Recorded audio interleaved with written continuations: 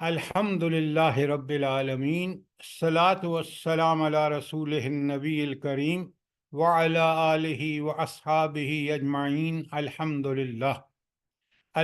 للہ الذی ہدانا لہذا وما کنا لنہتدی لولا ان ہدانا اللہ۔ رب اشرح لی صدری ویسر لی امری واحلل عقدۃ من لسانی یفقہوا قولی۔ آج ہم نے 28ویں پارے کی سورہ مجادلہ شروع کرنی ہے، جو قرآن مجید میں 58 نمبر پر ہے۔ لیکن اس کے مطالعے سے پہلے روٹی نہیں کھائی جاندی، 2 آنڈے کھائی جاندی روٹی۔ عفیق الرحمان صاحب، آپ کا موبائل کھلا ہوا ہے، وہ مائک کھلا ہوا ہے اور آپ کی آوازیں آ رہی ہیں۔ اچھا، اب بڑے غور سے سنیے۔ ایک بات جو ایک قرآن کے طالب علم کو بڑی اچھی طرح سمجھنی چاہیے، وہ یہ ہے کہ عرب معاشرہ اتنا جاہلیت کا معاشرہ تھا کہ اس وقت دنیا کی 2 طاقتیں تھیں، ایک رومی سلطنت تھی اور ایک ایرانی۔ یہ دونوں ان کو اتنے گھٹیا سمجھتے تھے، اتنے جاہل سمجھتے تھے عربوں کو، کہ وہ ان پر قبضہ بھی نہیں کرنا چاہتے تھے۔ کیوں؟ دن آئے دن لڑائیں جھگڑے، اور پھر ان کے ہاں بچیوں کو زندہ درگور کر دینا، عورت کا کوئی مقام نہیں ہے، کیا کچھ نہیں جہالت کے حوالے سے اس معاشرے میں نہیں تھا۔ کبھی آپ نے نوٹ کیا ہے کہ دنیا کا سب سے بدترین معاشرہ نبی کریم صلی اللہ علیہ وسلم کی بعثت اور نزول قرآن سے پہلے عرب معاشرہ تھا؟ آپ ایگری کرتے ہیں نہیں کرتے؟ جی سر، بالکل بالکل صحیح کہہ رہے ہیں آپ۔ اچھا، اب ذرا آپ غور فرمائیے، اسی معاشرے میں جو اس وقت کا سب سے گھٹیا معاشرہ ہے، قرآن مجید کا نزول ہوتا ہے، حضور نبی کریم صلی اللہ علیہ وآلہ وسلم کی بعثت ہوتی ہے، اور یہی معاشرہ صرف آپ کہہ لیں 15-20 سالوں میں، کیونکہ جب نبوت قائم ہو گئی ہے مدینے میں تو احکام نازل ہونے شروع ہو گئے مدنی صورتوں میں، اور نبی کریم صلی اللہ علیہ وسلم نے ان کا نفاذ کیا، تو معاشرہ یکسر جہالت سے اٹھا، اور وہ ایسی بہترین انسانیت معاشرہ بن گیا، انسانی معاشرہ بن گیا کہ اس کی مثال آج تک نہیں ملتی۔ یہ کبھی نوٹ کیا آپ نے؟ یہ بات آپ کو سمجھ آ رہی ہے جو میں کہہ رہا ہوں؟ جی سر، جی بے شک سر جی۔ تو اس کا مطلب یہ ہے کہ یہ قرآن اور سنت ہی وہ بنیادی چیزیں ہیں جس پر کوئی معاشرہ عمل کر کے دنیا کا بہترین معاشرہ بن سکتا ہے۔ آپ دیکھیں، جس معاشرے میں بچی کو زندہ درگور کر دیتے تھے، اس معاشرے میں عورت نے، اللہ تعالیٰ نے عورت کو کیا عزت بخشی ہے۔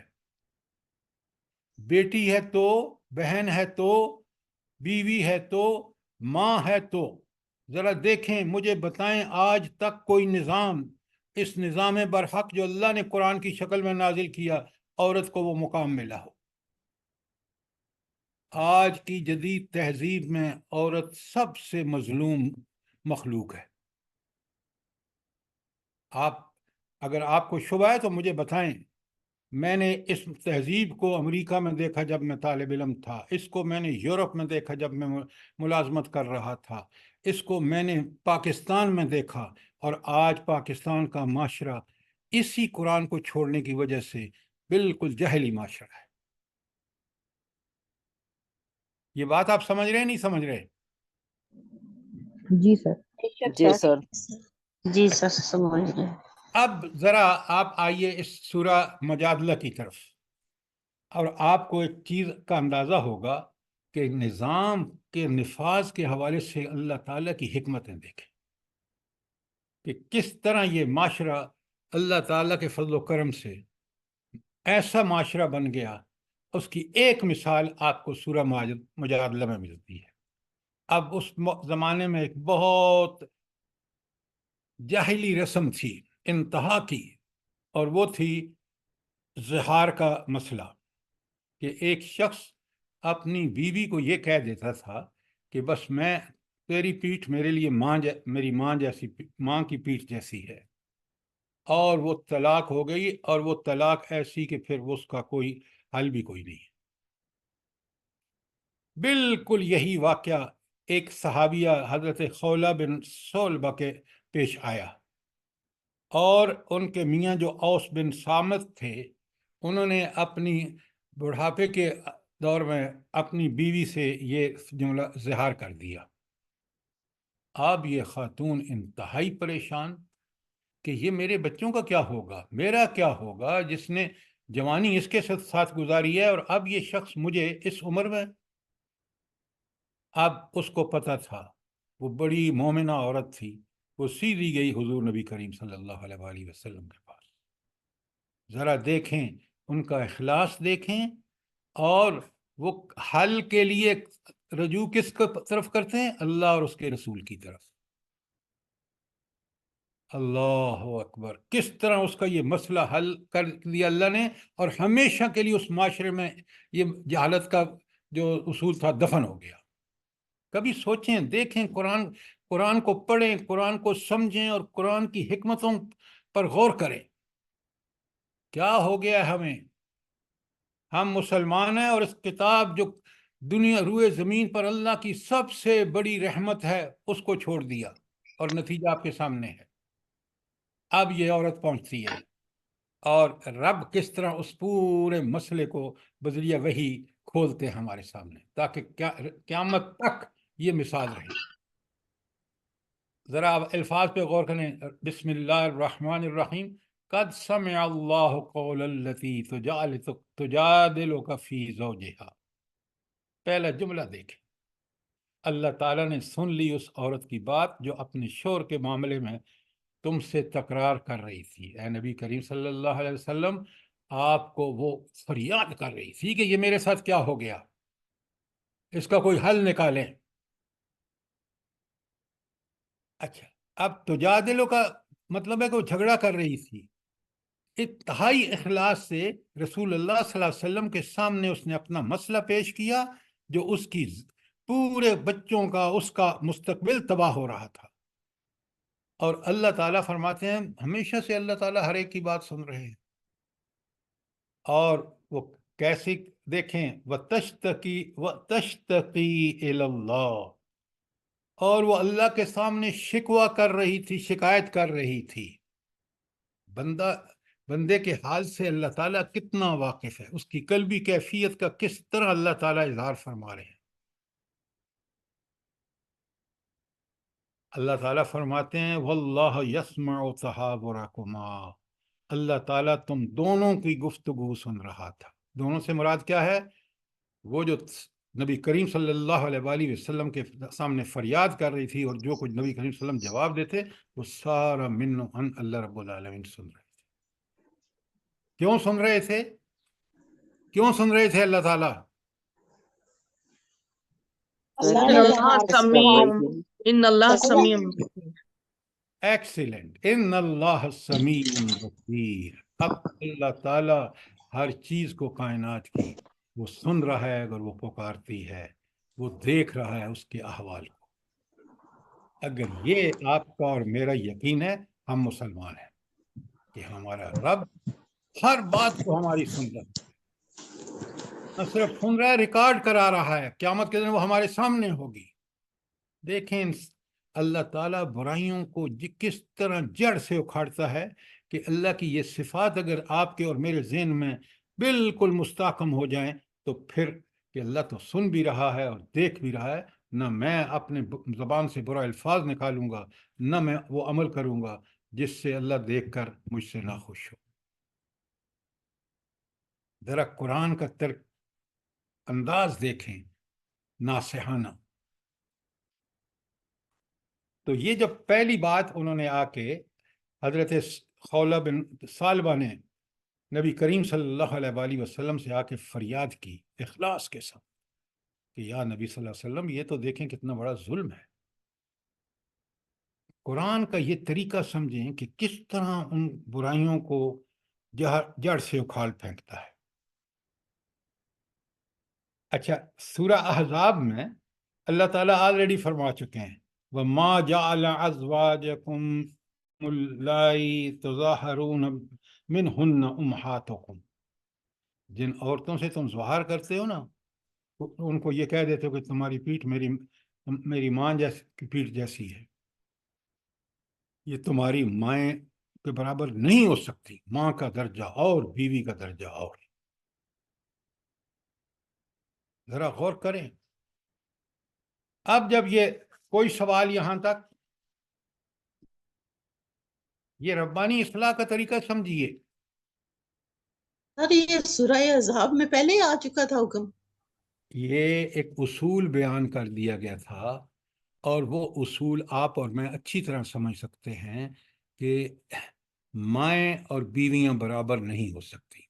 दोनों के अलग से अलग अलग अल्लाह ताला ने उनके हुकूक रखे हैं। नहीं सर जी, यहाँ ये पहली दफा हुक्म नहीं आया। ओहो, मैं आपको बता रहा हूं कि अल्लाह ताला ने ये बात इस तरह फरमाई सूरह अहज़ाब में, उसूली बात। ये आपको बात समझ में नहीं आ रही? जी ठीक है सर। अच्छा, सर जी सूरह अज़ाब मक्की है ना, और ये सूरत मदनी है, तो पहले सूरह अज़ाब में आया ना, फिर सूरह मुजादिला में आया है। ये सूरह अहज़ाब वाला किस जंग पे तबसरा है?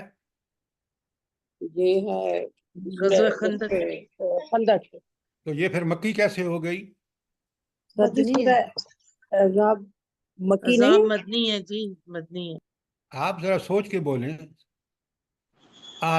अहज़ाब, सूरह अहज़ाब पे सॉरी, जंग अहज़ाब पे तबसरा है, और जंग अहज़ाब 5 हिजरी में हुई है, हिजरत के 5वें साल, और ये मदनी सूरत है। बगैर सोचे समझे मत बोला करें।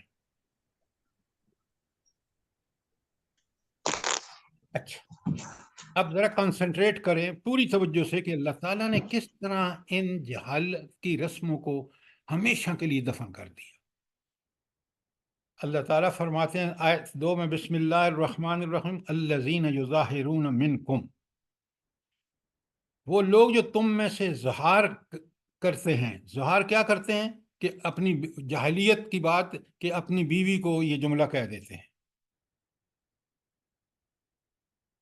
अल्लज़ीना युज़ाहिरून मिनकुम मिन निसाइहिम, वो लोग जो अपनी बीवियों से ज़हार करते हैं, माँ हुन्ना उम्हातुहुम, वो उनकी माएँ हरगिज़ नहीं हैं।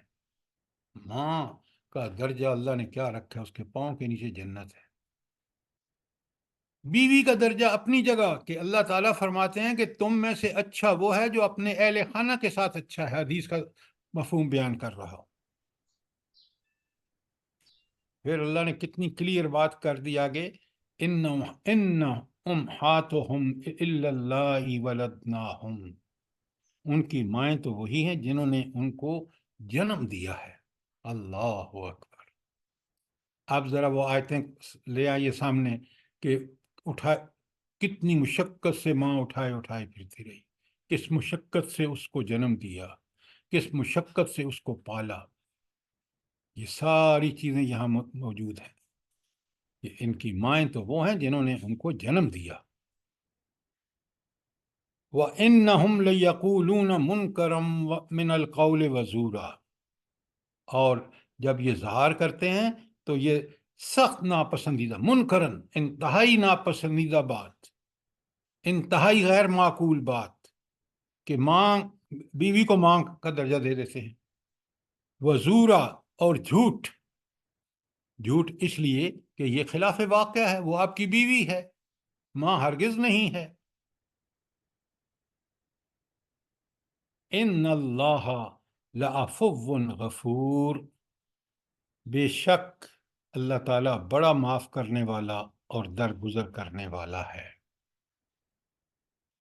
अच्छा, आखिरी बात को तो मैं आपके सामने खोलता हूं, उससे पहले जितनी बातें हैं आपकी बात क्लियरली समझ में आ गई है आयत नंबर 2 में। जी सर जी, आ गए। जी सर। जज़ाकल्लाह। अब یہ جو اللہ تعالیٰ فرما رہے ہیں کہ ان اللہ عفو غفور، تو اس کا مطلب یہ ہے کہ اللہ معاف کرنے والا اور بخشنے والا ہے کس شخص کو؟ وہ شخص جو اس گناہ کا مرتکب ہو اور پھر اللہ تعالیٰ جو حکم دے رہے ہیں اس میں وہ معافی مانگ کر اور مغفرت طلب کرے تو اللہ تعالیٰ اس کو معاف کر دے گا۔ تو گویا اللہ تعالیٰ معافی دینے کے لیے انسانوں کے لیے اس کا فضل ہے کہ وہ معاف کر دیتے، بشرطے کہ انسان اخلاص سے معافی مانگے اور اس کام کا پھر ارتکاب نہ کرے اس گناہ کا۔ کوئی سوال ان اللہ لعفو غفور کے بارے میں اور پوری آیت 2 کے بارے میں؟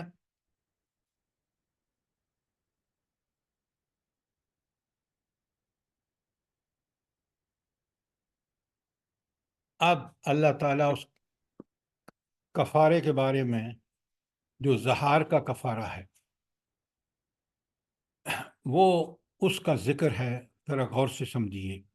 آیت نمبر 3، والذین یظاہرون من نسائکم، وہ لوگ جو اپنی بیویوں سے زہار کریں، یعنی یہ جہالت کا کلمہ اپنی بیوی کو کہہ دیں اور تو پھر وہ کیا کریں؟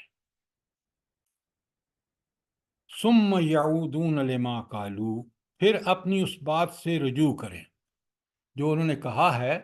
اب وہ اس سے رجوع کرنے کا مطلب یہ ہے کہ وہ بیوی کو بیوی سمجھیں، ماں نہ سمجھیں، تو ان کو پھر کیا کرنا چاہیے تاکہ وہ جو گناہ ان سے سرزد ہوا ہے اس کا کفارہ کیا ہے؟ وہ کفارہ یہ ہے فَتَحْرِيرُ رَقَبَةٍ مِّن قَبْلِ أَن يَتَمَاسَّا، کہ وہ قبل اس کے کہ دونوں ایک دوسرے کو چھوئیں وہ ایک کام کریں۔ وہ کیا کام ہے؟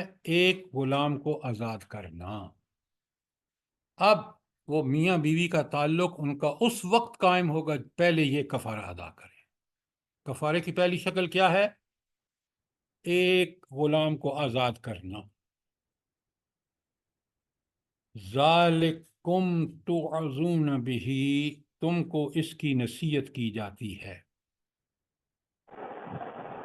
کیا نصیحت کی جاتی ہے؟ کہ اگر یہ تم جرم کر بیٹھو تو پھر تمہیں پہلے میاں بیوی کے تعلق کو قائم کرنے سے پہلے تمہیں یہ پہلی بات کہ تمہیں ایک غلام آزاد کرنا ہوگا۔ اور پھر فرمایا واللہ بما تعملون خبیر، اور جو عمل تم کر رہے ہو نا، غلط یا صحیح، وہ اللہ کو خوب معلوم ہے، اور وہ اللہ کو معلوم اس لیے کہ اللہ نے تم سے حساب لینا ہے اور پھر تمہیں اس کے حوالے سے سزا اور جزا بھی دینی ہے۔ آیت نمبر 3 پہ کوئی سوال، کوئی چیز کلیئر نہ ہوئی ہو تو آیت نمبر 3 میں بتا دیا گیا کہ اس کا کفارہ، اس غلطی، اس گناہ کا کفارہ کیا ہے؟ ایک غلام کو آزاد کرنا۔ اور یہ آپ کو جب تک غلام آزاد نہیں کریں گے جب تک مرد اور عورت کا وہ تعلق جو ہے ازواجی قائم نہیں ہوگا۔ سر جی یہ تو اس وقت غلام تھے، اب کیا ہو گئے اس زمانے میں؟ آپ ذرا صبر تو کریں، آپ نے پوری آیت پڑھی ہی نہیں ہے۔ قرآن کو خدا کے لیے سمجھ کے پڑھیں، بڑی اللہ تعالیٰ نے اس کے اندر انسان کو حکمت سکھائی ہے، علم سکھایا ہے، اس کو اپنی غلطیوں پر توبہ کر کے کفارے ادا کر کے واپس اللہ تعالیٰ سے تعلق قائم کرنے کے لیے اللہ نے ہدایات دی ہیں۔ اب سنیں پھر، اگر یہ نہیں کر سکتا تو آیت نمبر 4 میں فرمایا کفارہ نمبر 2، پہلا تھا غلام آزاد کرنا، اب سنیے کفارہ نمبر 2۔ رب نے انسان کے لیے بڑی آسانیاں کی ہیں۔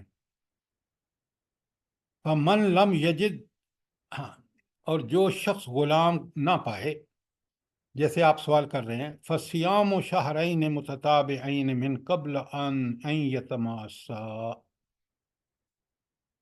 تو 2 مہینے کے پے در پے روزے رکھے قبل اس کے کہ دونوں ایک دوسرے کو ہاتھ لگائیں۔ یہ کفارہ نمبر 2 ہے۔ اچھا، پے در پے کا مطلب کیا ہے؟ جلدی لگاتار کوئی روزہ ناگے کے، چھوٹے ایک لگاتار رکھے۔ بغیر ناگے کے۔ बगैर Without रोजे। praying on this अच्छा, day.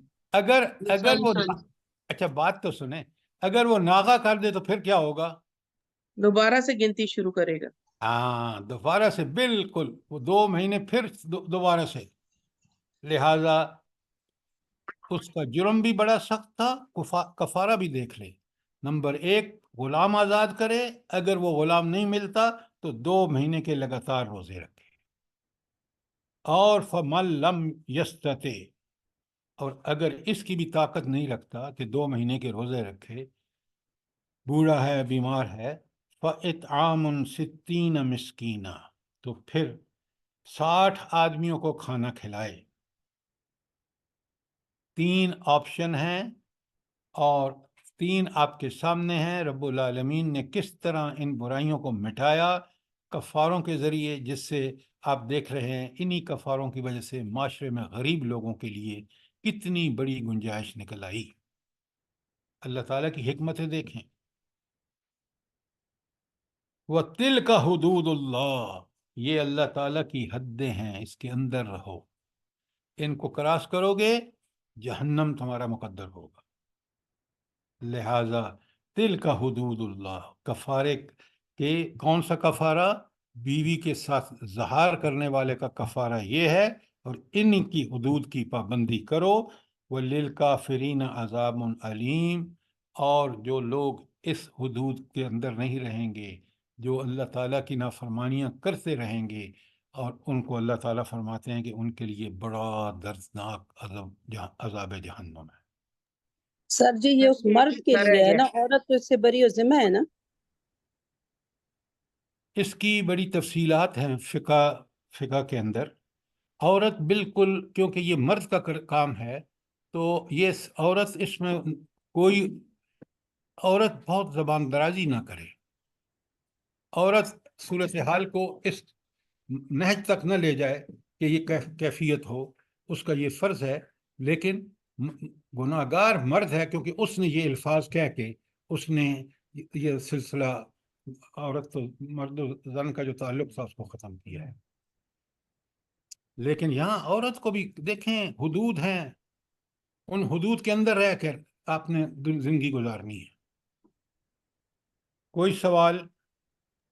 सर जी सर ये जी वाला सवाल तो हिस्सा नहीं, ये बीच में से एक हिस्सा रह गया, जालिका लितुमिनु लिखो। बिल्लाहि व रसूली। हाँ, जी मैं भी कह अगर रहे ने कहा सुने, नहीं। बहुत अच्छी बात आपने की। अगर आपको अल्लाह और उसके रसूल पर ईमान है कि उनकी तालीमात, उनके अहकामात पर हक हैं, तो फिर ये तुम्हें करना होगा,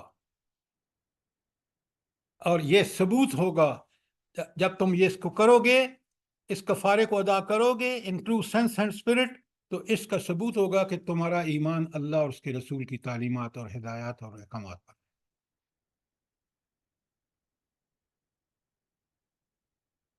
बात समझ आ गई? जी सर जी। जी सर। जज़ाकल्लाह। अच्छा, अब आइए आयत नंबर 5। जरा इस आयत नंबर 5 को पढ़ते वक्त कुरान का कोई हिस्सा आप पढ़ें, हमें खुद उस आईने में अपनी शक्ल को देखना चाहिए। देखें ना, गुनाह और ये जो सहाबा, अल्लाह की हदें हैं, ये जरा थोड़ा सा एक दफा और क्लियर कर दें प्लीज। भाई ये हदें जो बताई हैं कि तुमने ये 3 कफारे जिस कैटेगरी में गुजर गिर तुम्हारा शुमार होता है, उसके मुताबिक ये 3 कफारे अदा कर दो, ये अल्लाह की हद है। किस पर हद है? ज़िहार के बारे में। इसी तरह हर गुनाह के बारे में अल्लाह ने हद मुकर्रर की है कि ये करो, ये ना करो। तो करने का जहाँ हुक्म दिया है वो करने की हद है, जिससे रोकने को मना किया है वहाँ रुकने की हद है। तो इसी तरह अल्लाह ताला के अहकामात में उन्हीं हुदूद की पाबंदी ज़रूरी है। हर मामले में, हर गुनाह के बारे में उसके अहकामात हैं और वो हदें हैं। बात समझ आई है कि नहीं? जी जी सर, जजाकल्ला खैर। अच्छा, सर इसमें ये पहले काफिर तो ज़हार के इस पर अमल काम पर अमल नहीं करते, इनको काफिर कहा गया है। वलिल काफिरीन। अजाब में भी। जहां सुने, ये आपने कहाँ से हमने समझ लिया है कि काफर तो वो जो इंडिया में पैदा हुआ वो काफर है। बड़े गौर से समझिए, मुसलमान जिस हद की खिलाफ वर्जी करता है वो कुफर करता है। और आज मुसलमान जो हैं सूद खा रहे हैं, सूद कुफर है। आज मुसलमान हुकूकुल्लाह अदा नहीं कर रहे, नमाजें छोड़ रहे हैं। नमाज को छोड़ना कुफर है, नमाज हद है। So on and so fourth. ज़रा कुरान को पढ़िए, हदीस को पढ़िए और समझिए कि कुफर जो है, जितना कि इस्लाम से इंसान छोड़ेगा हटेगा वो उतना ही कुफर का इर्तिकाब करेगा। बात समझ आई कि नहीं आई? सवाल करें, बात क्लियर नहीं है तो। जी सर, जी समझ आ गई। अच्छा, अब सुने एक बहुत बड़ा उसूल आयत नंबर 5 में, इन्नल्लज़ीना युहादून अल्लाह व रसूलहू। अच्छा, हादा युहादो का मतलब मुखालफत करना। इन्नल्लज़ीना युहादून, वो जो मुखालफत करते हैं अल्लाह और उसके रसूल की, कुबितू कमा कुबितल्लज़ीना मिन क़ब्लिहिम, वो उसी तरह ज़लीलो ख्वार कर दिए जाएंगे जिस तरह उनसे पहले लोग ज़लीलो ख्वार किए जा चुके।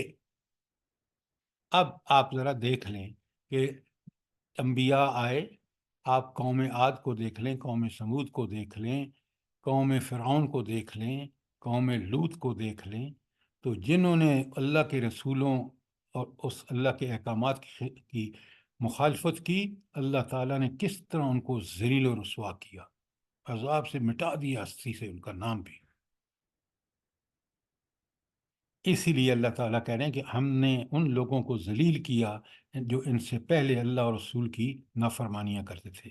वक़द अंज़लना आयातम बय्यनात, और हमने साफ साफ आयात नाजिल कर दी हैं। तो ये कहाँ है अल्लाह ताला की आयात? आयात बय्यनात कहाँ हैं? कुरान पाक में सर सर, ये आयात पूरा अनफुस और आयात कायनात। कुरान और सुन्नत यहाँ आयात बय्यनात है। और साथ वार्निंग दे दी, वलिल काफिरीन अज़ाब मुहीन, और काफरों के लिए बड़ा जिल्लत वाला अजाब होगा। ये मैं आपको बता चुका हूँ, कुरान के तालिब इल्म को पता होना चाहिए। अजाब अलीम, अलिफ लाम या मीम, दर्दनाक, कितना जलने का दर्दनाक अजाब होगा। फिर उसको खाल तब्दील कर दी जाएगी जिसमें सेंसर हैं दर्द के। अजाबुन अजीम, वो जहन्नम की कितने, दुनिया की आग से किस कदर ज्यादा शदीद वो आग होगी, उसमें जब जलेगा तो अजाब अजीम नहीं होगा तो क्या होगा। और अजाब मुहीन सबसे बदतर है कि अजाब में जलते हुए इंसान को दिखाया जाएगा उन लोगों को जिनके साथ उसने दुनिया में जुल्म किया। तो आयत नंबर 5 देख लें कि ये जो लोग बड़ी आसानी से अल्लाह ताला के अहकामात की खिलाफ वर्जी करते हैं, अल्लाह ताला की कितनी बड़ी तंबीह है उनके लिए, कितनी बड़ी वार्निंग है। और ये जो पहले कौमों का जिक्र है, ये वो कौमें हैं जिन्होंने अल्लाह और रसूल की मुखालफत की। और आप देख सकते हैं सूरह आराफ में, सूरह हूद में, सूरह शुरा में और कुरान की दूसरी सूरतों में।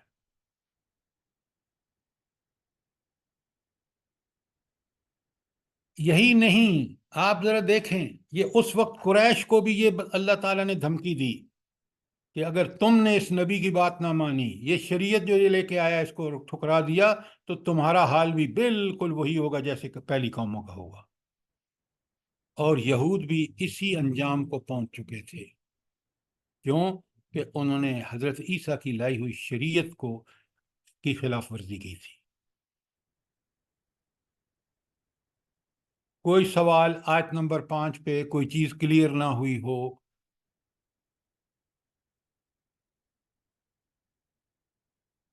बात क्लियर है? जी सर, ये जरा देखें अजाब का कितने जी सर, कैसे किसे अजाबों का अल्लाह ने जिक्र किया हुआ है। میں نے ہم آپ کو لوگ بتا بھی دیا، اب آپ تبصرے مت کریں، یا تو میں نے کمی چھوڑی ہے تو بتائیں، ورنہ پھر وقت آپ میرا لے رہے ہیں اور لوگوں کو۔ تو اصل بات یہ ہے کہ یہاں بتایا جا رہا ہے کہ شریعت کی حدود کے اندر رہو، اللہ تعالیٰ اور رسول صلی اللہ علیہ وسلم کی اطاعت کا حق ادا کرو۔ یہ بات سمجھنے کی ہے، یہ پلے باندھنے کی ہے، اسی سے معاشرے میں اصلاح ہوگی۔ آپ دیکھ رہے ہیں کہ قرآن نے وہ جہالت کا جو جاری تھا رواج زہار کا، اللہ نے کس طرح نہ صرف ختم کیا، ہدایات اور دیکھیں تنبیہات کتنی زبردست ہیں۔ آیت نمبر 6 میں فرمایا یوم یبعثہم اللہ، جب اللہ ان کو دوبارہ زندہ کرے گا، جمیع سب کے سب کو، سارے انسانوں کو، فَيُنَبِّئُهُم بِمَا عَمِلُوا، اور انہیں بتائے گا کہ وہ کیا کچھ کر کے آئے ہیں۔ احصاہ اللہ ونسوہ، اللہ نے تو ان سب چیزوں کو گن کر رکھا ہوا ہے، اعمال نامے میں سب شمار ہیں۔ ونسوہ، وہ بھول گئے، جنہوں نے کیا وہ بھول گئے، اللہ نہیں بھولا۔ واللہ علی کل شیء شہید، اللہ ہر ایک چیز پر شاہد ہے۔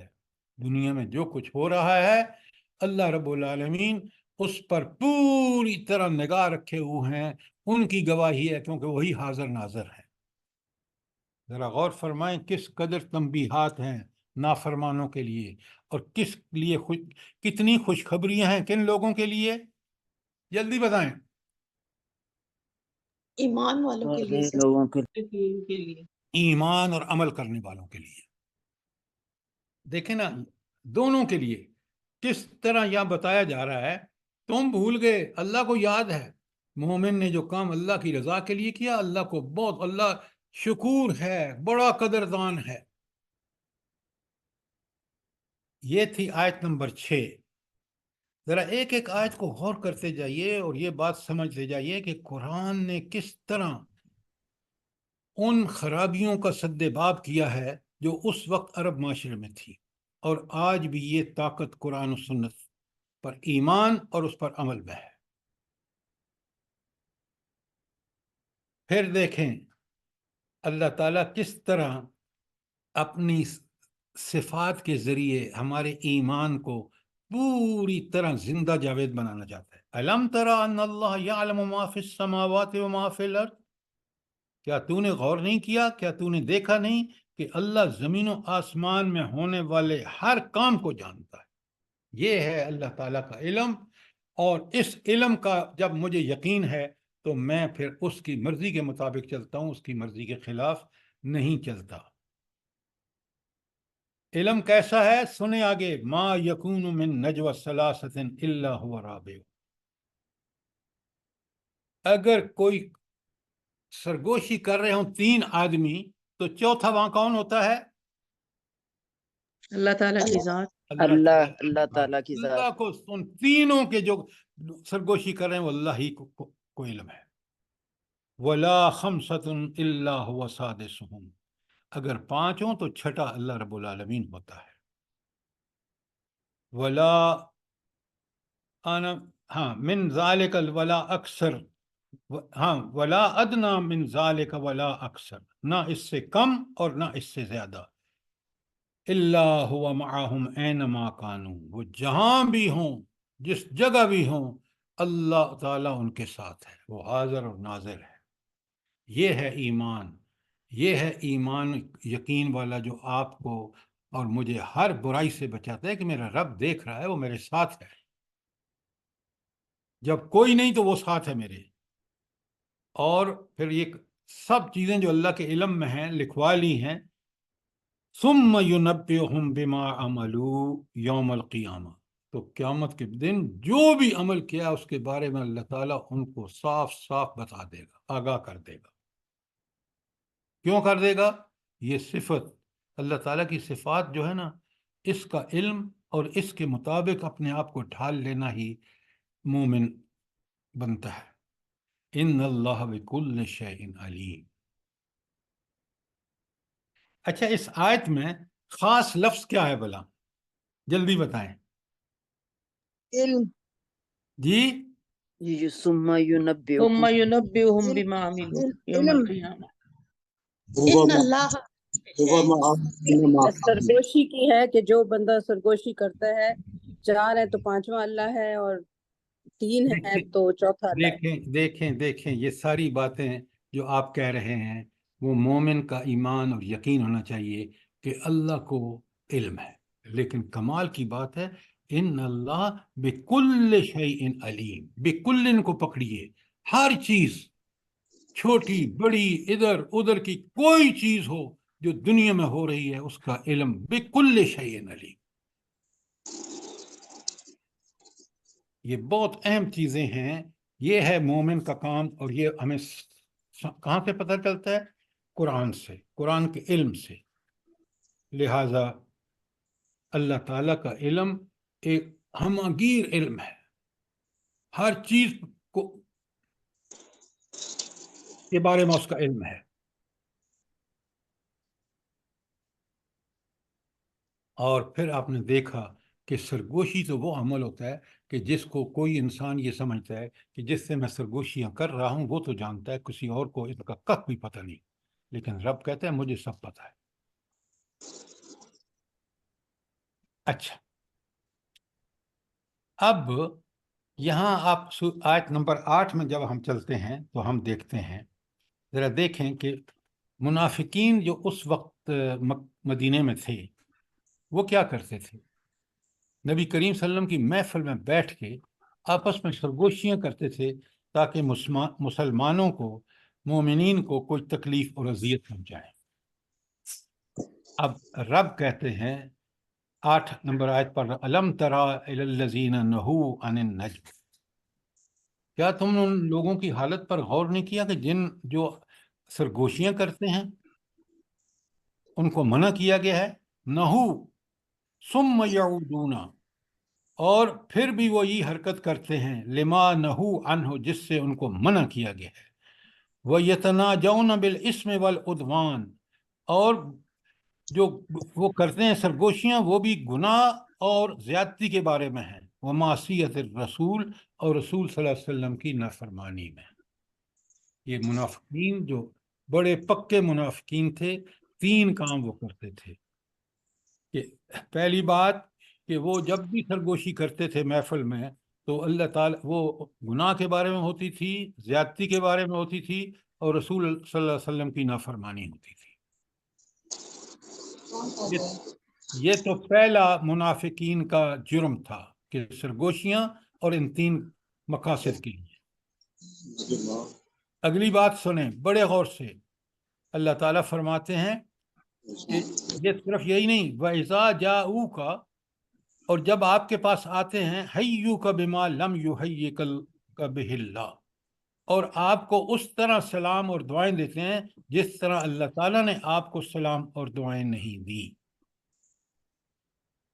اچھا، اب ذرا آپ کا ٹیسٹ ہو جائے قرآن سے کتنا تعلق ہے آپ کا۔ یہ یہودی کیا کرتے تھے، اور یہ منافقین مدینہ جو یہودیوں کے وہ تھے پروردہ، وہ آپ کو دعائیں دیتے ہیں جیسی اللہ نے دعائیں نہیں دی۔ کیا مطلب ہے اس کا؟ سر جی بدعا دیتے تھے، ساما علیک کہتے تھے، سام کا سلام مطلب موت ہے، موت ہے تو آپ سب کو بدعا دیتے تھے۔ اب بڑے غور سے سنیے ذرا، ہم جب بھی کسی سے ملتے ہیں، نبی کریم صلی اللہ علیہ وآلہ وسلم نے ہمیں سکھایا السلام علیکم، آپ پر اللہ تعالیٰ کی سلامتی ہو، یہ دعا ہے۔ اب یہودی اور منافقین مدینہ دونوں اس السلام کو السام کہتے تھے، السلام علیکم۔ اب یہ ایک حدیث آپ ذرا دیکھ رہے ہیں تو کتب حدیث میں کہ ایک آدمی نے یہی حرکت کی، حضرت عائشہ صدیقہ سن رہی تھی، اور سلام دعا ہے، اور وہ کیا کہتے تھے کہ السلام علیکم، تم پر موت آئے۔ اچھا، ایک تو یہ اللہ تعالیٰ نے کیا، اور اللہ تعالیٰ نے آپ کو کیا دعائیں دی ہیں بھلا؟ لکھیں ذرا سورہ احزاب کی آیت 56، سورہ احزاب آیت 56، ان اللہ و ملائکتہ یصلون علی النبی، اللہ تعالیٰ اور اس کے ملائکہ نبی کریم صلی اللہ علیہ وآلہ وسلم پر سلام بھیجتے ہیں. دعائیں، فرشتے دعائیں مانگتے ہیں اور اللہ سلامتی بھیجتا ہے. یہ ہے جس طرح اللہ رب العالمین نے نبی کریم صلی اللہ علیہ وآلہ وسلم کو دعا دی ہے.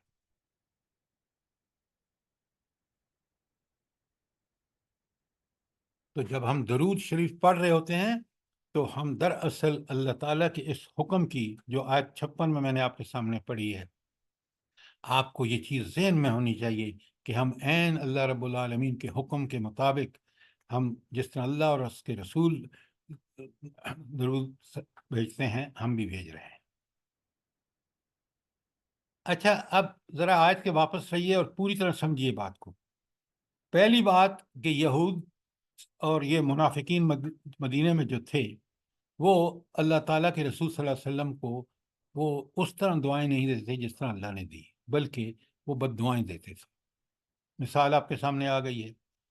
اس کے بعد جو بڑا غور سے دیکھیں، وَيَقُولُونَ فِي أَنفُسِهِمْ، اور وہ اپنے دل میں یہ بات کہتے تھے، لَوْلَا يُعَذِّبُنَا اللَّهُ بِمَا نَقُولُ، اللہ ہم پر عذاب کیوں نہیں نازل کرتا جبکہ ہم یہ سب باتیں کہہ رہے ہیں. یعنی وہ اپنے آپ کو جسٹیفائی کرتے تھے کہ دیکھیں ہم پر تو کوئی عذاب بھی نہیں آ رہا، ہم اللہ کے رسول کی نافرمانیاں کر رہے ہیں، بد دعائیں دے رہے ہیں. اللہ رب العالمین جواب میں فرماتے ہیں، حسبہم جہنم، ان کے لیے جہنم کافی ہے. یصلونہا، وہ اس میں داخل ہوں گے. فبئس المصیر، بہت برا ٹھکانہ ہوگا. تم عذاب کی بات کر رہے ہو کہ یہ تم جو نافرمانیاں کر رہے ہو تمہارا بڑا برا انجام ہوگا، تم جہنم میں پھینکے جاؤ گے اور پھر وہ کتنا برا ٹھکانہ ہوگا. ایک ایک آیت کو، ایک ایک لفظ کو سمجھیے، سمجھ کر اپنا جائزہ لیجئے اور اللہ تعالیٰ کی جو تنبیہات ہیں، جو وارننگ ہیں، جو وعیدیں ہیں، ان کو سمجھیے کہ کہیں ہم بھی انجانے میں اس جرم کا ارتکاب تو نہیں کر رہے. پھر سر آپ جی فرمائیں. میں کہہ رہی تھی کہ یہ سب کچھ ہم نے پہلے پڑھا لیکن ابھی لگتا ہے کہ جیسے پہلی دفعہ پڑھ رہے ہیں. اتنا اچھا ذہن میں جا رہا ہے ماشاءاللہ. الحمدللہ، الحمدللہ، ہم اللہ تعالیٰ کا شکر ادا کریں. ابھی بھی بہت سے لوگ سلام کے بجائے السلام کرتے ہیں، السلام علیکم نہیں کہتے ہیں، السلام علیکم کہتے ہیں. اچھا، اب آئیے نساء کی 14 لکھیں، سورہ نساء کی 14.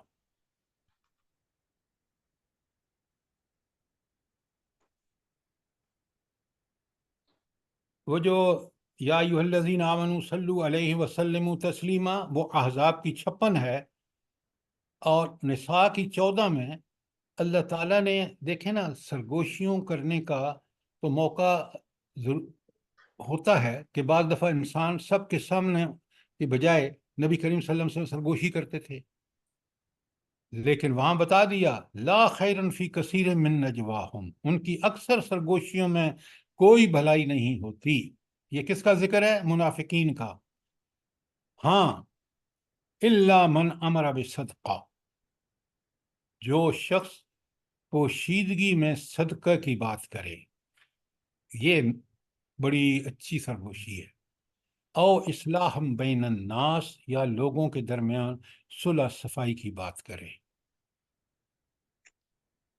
تو گویا آپ کو اجازت ہے ایسی سرگوشی جس میں خلق خدا کے لیے بھلائی کی بات ہو، صدقے کی بات ہو، یا لوگوں کے درمیان صلح صفائی کی بات ہو.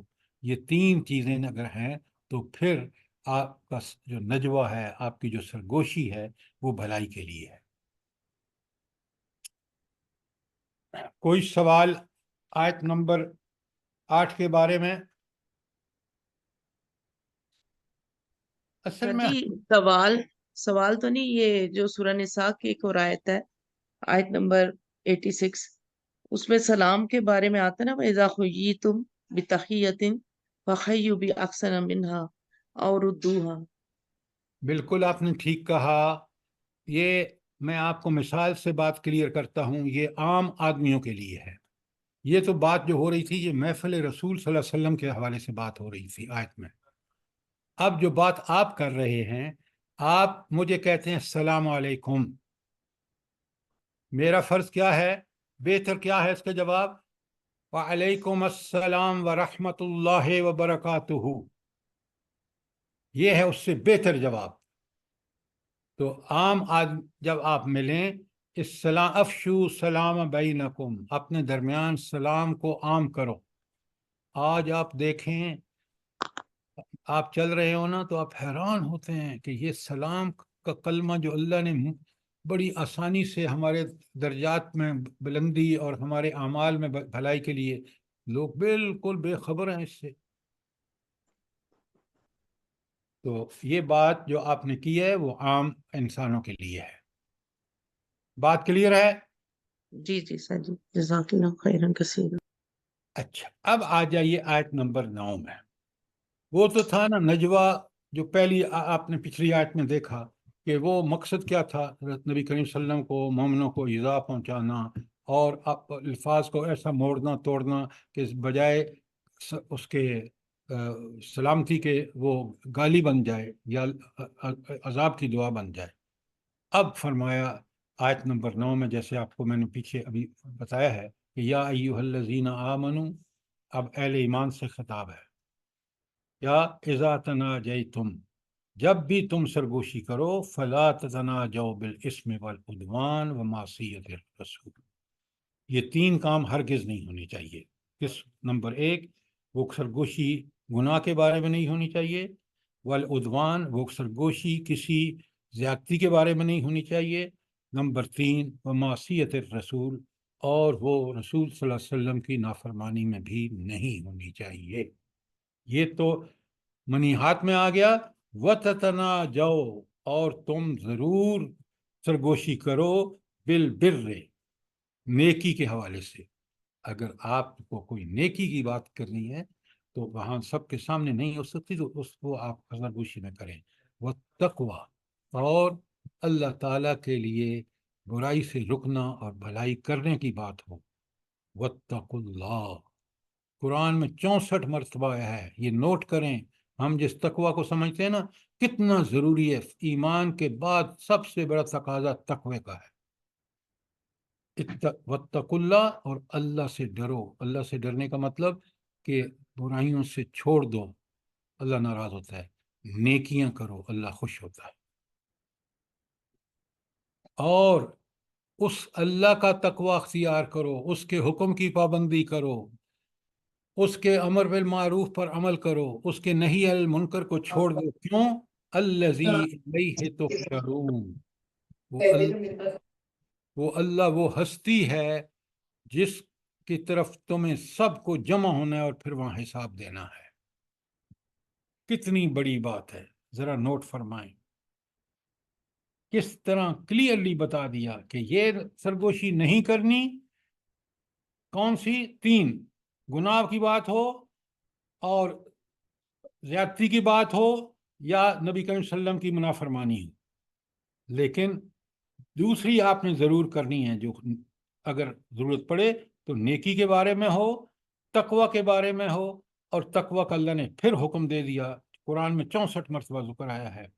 اور اس اللہ کا تقوی اختیار کرو جس کے پاس تم نے جمع ہو کر ایک ایک چیز کا حساب دینا ہے. یہ تھی آیت ہماری 9 اور 10 میں فرمایا. بڑے غور سے دیکھیں، یہ احکامات وہ احکامات ہیں جن کے بارے میں ہم سے قیامت کے دن اللہ تعالیٰ پوچھے گا. اب اللہ تعالیٰ اہل ایمان کو تسلی دے رہے ہیں آیت نمبر 10 میں، انما النجوى من الشیطان. یہ جو سرگوشی اور کانا پھوسی ہے ایک شیطانی کام ہے. کب شیطانی ہے؟ وہ جو 3 باتیں بتا دی گئی ہیں. اور یہ شیطانی کام کیوں کرتے ہیں منافقین؟ لِيَحْزَنَ الَّذِينَ آمَنُوا، تاکہ وہ ایمان لانے والوں کو رنجیدہ کریں. یہ ہے ان کا مقصد. لیکن اللہ تعالیٰ تسلی دے رہے ہیں، بڑے غور سے دیکھیے، وَلَيْسَ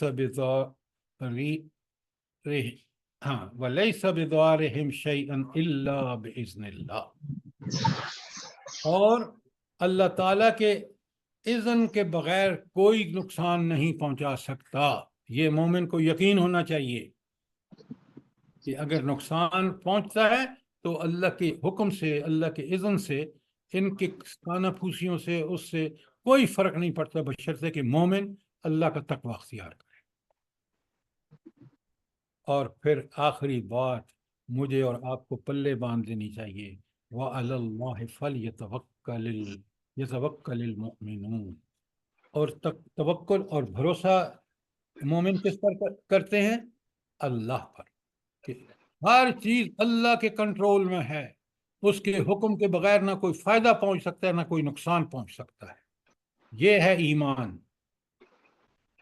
جب یہ ایمان کمزور ہوتا ہے، بھروسہ اور توکل اللہ پر نہیں ہوتا، تو پھر لوگ اللہ سے ڈرنے کے بجائے لوگوں سے ڈرتے ہیں، منافق اور کافر۔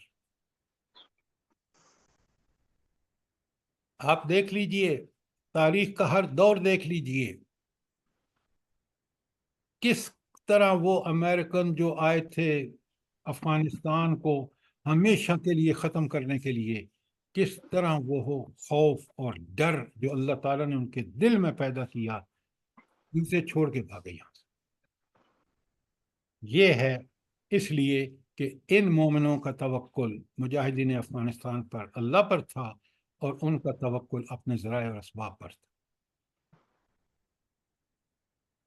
یہ توکل ہے جو انسان کو حوصلہ مند بناتا ہے۔ اچھی طرح سمجھیں، کیوں؟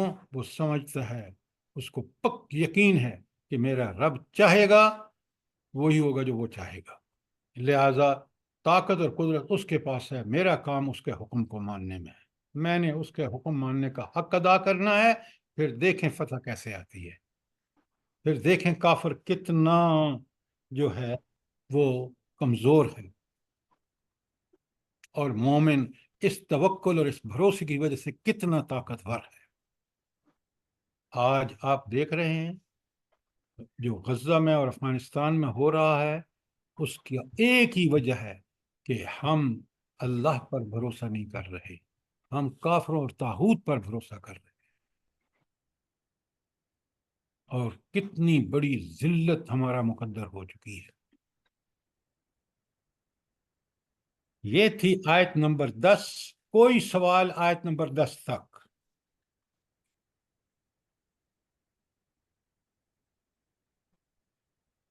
آیت نمبر 11 کل سے شروع کروں گا۔ میں آپ سے پھر بار بار گزارش کر رہا ہوں کہ آپ ان کو پڑھ کے آیا کریں، کچھ سوال تاکہ آپ کے ذہن میں۔ اب اہل مجلس، مومنوں کی مجلسی آداب کی بات ہو رہی ہے، مجلس میں مومنوں کو کیا کرنا چاہیے۔ آج آپ دیکھیں کہ کسی مجلس میں بڑا آدمی آئے، بیوروکریٹ آئے، وہ جو اسٹیبلشمنٹ کا بندہ آئے، جج آئے، وہ نمایاں پوزیشن پہ بیٹھنا چاہتا ہے، اور حضور نبی کریم صلی اللہ علیہ وآلہ وسلم دنیا کے سب سے عظیم انسان ہیں۔ اس محفل میں، جس محفل میں بیٹھے ہوتے تھے، لوگ پہچان نہیں سکتے تھے کہ یہ نبی کون سے ہے اور عام آدمی کون سا ہے۔ آج آپ دیکھیں، آپ کے مولوی صاحب چاہتے ہیں کہ جس محفل میں وہ جائیں وہ بڑے نمایاں ہوں، دو بندے ان کے جوتے پیچھے لے کے چل رہے ہوں۔ یہ اللہ کے احکامات کی سری خلاف ورزی ہے۔ سر میں کچھ بول سکتی ہوں؟ پہلے میری بات سنیں۔ کل یہ جو آیت نمبر 11 ہے کہ یہ مجلسی آداب کیا ہیں مسلمانوں کے، اس کا ذکر کل انشاءاللہ کریں گے، اور یہ آیت سورت کنٹینیو رہے گی۔ اب کوئی سوال ہو آپ فرمائیں جو فرمانا چاہ رہے ہیں۔ جو سر آپ بتا رہے ہیں نا، یہ مولوی ہو گئی یا جو بڑے لوگ ہیں، دیکھیں ان کی اکڑ، دیکھیں یہ کیسے جاتے ہیں، گاڑیاں، اور جو ان کے باڈی گارڈ، اور یہ رسول پاک کے زمانے میں کہاں یہ چیزیں تھی۔ انہوں نے دیکھنے کیسے دین کو پھیلایا ہے اور کتنی سادگی سے ان کو آپ آپ میری بات سنیں، انہی کی گلچھروں کی وجہ سے تو آپ آج اس معاشی حالت میں پہنچے ہیں۔ بالکل سر، یہ اللہ نے جس چیز سے منع کیا اس میں بڑی حکمتیں ہیں اللہ تعالیٰ کی، یہی انسانوں کے لیے بہترین نظام ہے۔ دیکھیں نا، آپ ذرا غور فرمائیں، ایک جہالت کی رسم کو کس طرح، کس حکمت سے اللہ تعالیٰ نے مٹایا ہے۔ اپنے سامنے کیا تھا؟ بالکل سر۔ تو لہذا برائے مہربانی اس قرآن کو سمجھ کے پڑھیے، اسی سے ہدایت لیجیے، یہی ضمانت ہے دنیا اور آخرت کی بھلائیوں کی۔ بالکل سر، انشاءاللہ اللہ ہم لوگوں کو توفیق دے، اللہ پاک آمین ہم لوگوں کے اولادوں کو توفیق دے، تمام آمین دنیا کے مسلمانوں کو بھٹکے ہوئے ہیں سر، ہم لوگ ان میں خود بھی شامل ہیں۔ اللہ پاک بس ہم لوگوں کو معاف کر دیں، اور کوئی یہ سوال، قرآن اور سنت۔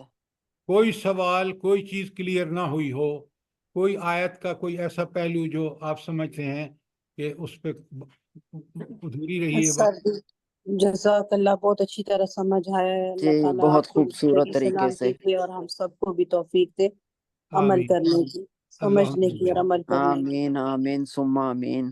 بہت السلام خوبصورت طریقے علیکم، سے ماشاء اللہ، سمجھایا ہے۔ الحمدللہ بہت اچھا سمجھایا۔ دیکھیں آج کے دور میں بھی یہ ہے نا کہ جب کوئی شیطانی کام کرتے ہیں تو ہم دین والے جو بندے کام کر رہے ہیں، ایمان والوں کو یہ چیزیں ایسے تنگ کرتے ہیں نا کہ رنجیدہ ہو جاتے تھے ہم۔ اب ہمیں اتنی پاور ملی ہے آپ کے سمجھانے سے کہ ہمارے اندر ان چیزوں سے طاقت آتی ہے، تو وہ کل اللہ پہ رکھنا ہے۔ ہم لوگ لوگوں سے ڈر جاتے ہیں۔ نہیں لوگوں سے نہیں، بالکل نہیں، آپ اللہ سے لوگ ڈریں کیا کہیں گے؟ کہ اللہ سے ڈرتے ہوئے ٹھیک کام کریں، بس اس کے بعد الحمدللہ بے پرواہ ہو جائیں۔ کوئی ہمارے برائی اس وقت تک ہمیں برا نقصان نہیں پہنچا سکتا جب تک اللہ نہ چاہے۔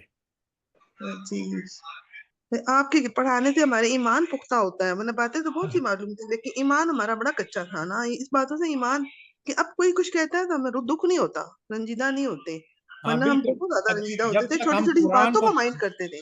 جب تک ہم قرآن سے تعلق رکھیں گے نا، دیکھیں نا قرآن خود کہتا ہے وَإِذَا تُلِيَتْ عَلَيْهِمْ آيَاتُهُ زَادَتْهُمْ ایمانا، سورہ انفال کی آیت نمبر 2۔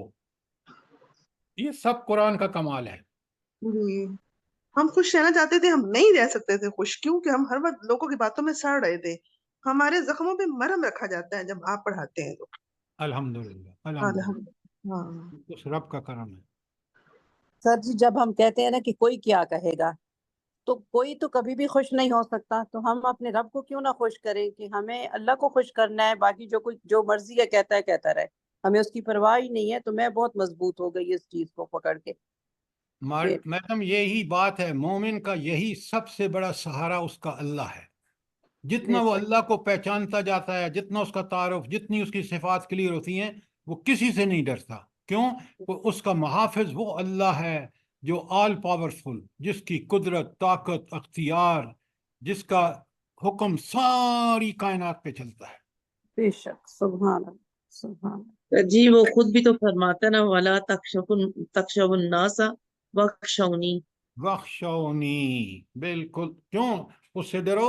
اس لیے کہ طاقت قدرت اس کے پاس ہے، لوگوں کے پاس کچھ بھی نہیں ہے بیچاروں کے پاس، جس سے تم ڈرتے ہو نا۔ آپ دیکھیں ساری امت مسلمہ کے حکمران امریکہ سے ڈرتے ہیں، اور امریکہ کس طرح آپ کے سامنے ذلت سے بھاگا ہے افغانستان سے، ابھی بھی ڈرتے ہیں۔ کتنے بزدل ہیں ہم لوگ۔ بزدلی یہی تو ہے، ہم اپنے بچوں سے بھی ڈرتے ہیں۔ بالکل ٹھیک کہا آپ نے، ہاں اس لیے کہ ہم اللہ سے نہیں ڈرتے۔ جی ہاں، سر اللہ نے امریکہ کے متھے کے اوپر جو ہے ذلت کی مہر لگا دی ہے ابھی نا۔ بے شک بے شک۔ اگر کوئی سوال نہیں ہے تو جیسے میں نے آپ سے گزارش کی ہے، اب ہم نے 28واں پارہ شروع کر دی ہے۔ آج ہم نے اس کی پہلی سورت کی 10 آیات کر دی ہیں، کل 11ویں شروع کرنی ہے۔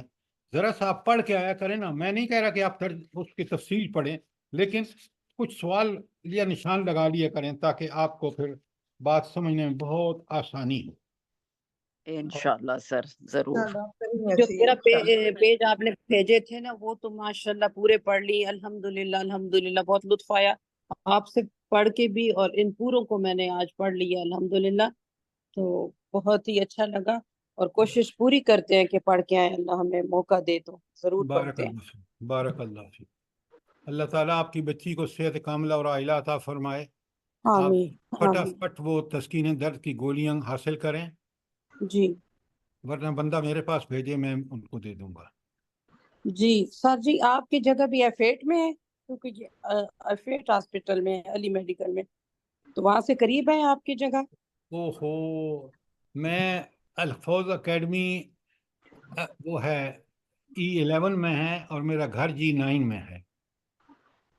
وہ شام اچھا کو آپ 1:30 بجے کے بعد یعنی 2-2:30 بجے بندہ میرے گھر پہ آ جائے.